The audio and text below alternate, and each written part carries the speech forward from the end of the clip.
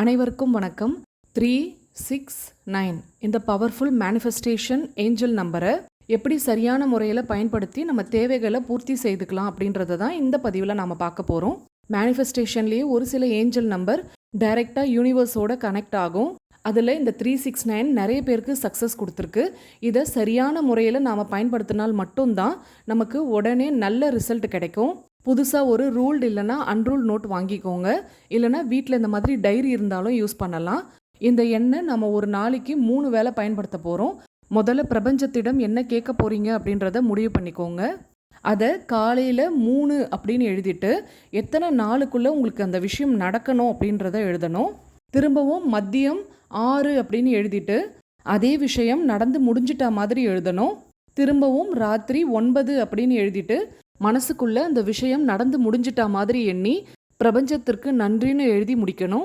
தொடர்ந்து 11 நாள் செய்யுங்க. ஒரு டைமை சரியாக ஃபிக்ஸ் பண்ணிக்கோங்க. காலையில் மதியம் ராத்திரின்னு. மறுநாளும் நீங்கள் அதே டைமுக்கு தான் இந்த எண்ணெய் உபயோகப்படுத்தணும். நடக்க வேண்டிய விஷயத்தை உங்கள் ஆழ்மனதில் பதிச்சுட்டே வாங்க. நல்லதே நடக்கும்.